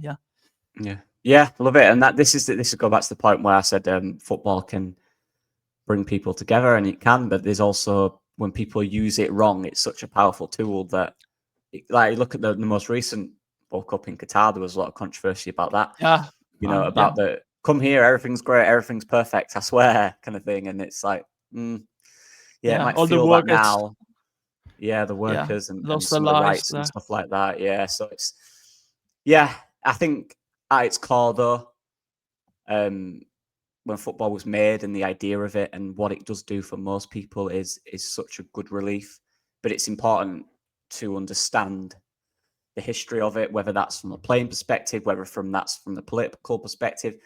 Football is whether for good or bad, football is such an important part of history in a certain sense, right? It's there or about somewhere, like you said. It's been used as a tool, or whether it's for a positive thing. It's there. There's a lot to the game. There's a lot to it, and it's ancient now. It's really old, so not ancient, but it's really old. So there's a lot of stuff that's gone on with football that it's kind of been big political statements as well. So yeah, interesting. Thank you very much. I enjoyed that. I think it's it's good to, because you were talking about that. I think there's a quote from an Italian journalist, playwright, that it was the person that really got me into journalism, honestly, because he inspired me to have a career in that, And he wrote a book called World Cup Stories. Every World Cup, a story from every World Cup. And he said at the start of this book, the World Cup has marked times of our lives and will mark those who will come. I think it's perfect, because I think us football fanatics, reason like 2014, yeah, you connect a period of your life with that specific tournament, in a certain sense, Remember 100%. like turning points, in a certain sense, turning points, yeah. Yeah, no, true. It's 100% correct, mate. I always said this, and Leeds fans won't like it, but I was into England before I was into Leeds. That was my football. But that's just the time I got into it at my age. It was during, I think it was a World Cup year, or it might have been a Euros. It was one of the two. But regardless, I was in the summer. I bought the kits. I had the names on the back. So football in England has always been. I mean, winning that would be best thing I could ever see. I know a lot of Leeds fans won't like that, which I apologise, but I love my club. I really do. I absolutely adore it. But for my country to win the World Cup would be life-changing. Not life-changing, obviously, but yeah, it'd be perfect to watch it with my I'll be dad as okay. well. Yeah. I'll be okay just taking part at this stage. So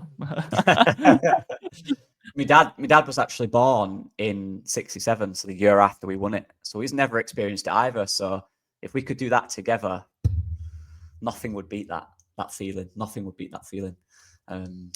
Leeds winning the Premier League would come close, but yeah. Anyway, yeah, pleasure, Andrea. Enjoyed that. always, man.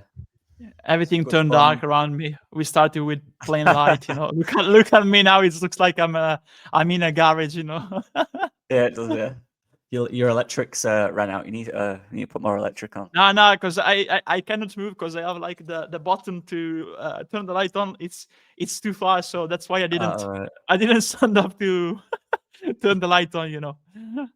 Fair enough. But anyway, Looks I like hope everyone Hamlet, enjoyed. It looks like you're about to do a speech in a play. Yeah. Yeah, I hope Be or everyone not to enjoyed. be. To be or not to be. I hope everyone enjoyed this pod. We just said at the start, we've not really spoke. I've not been on social media much this last week. To be fair, I've just been busy, so we kind of not really spoke. We just spoke 10 minutes before and just said we'll just chat about the game and some books that we like. I hope you guys enjoyed it. Yeah, and thanks for the support as usual.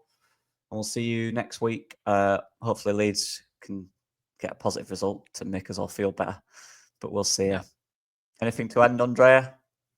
No, thanks a lot. I replicate what you said.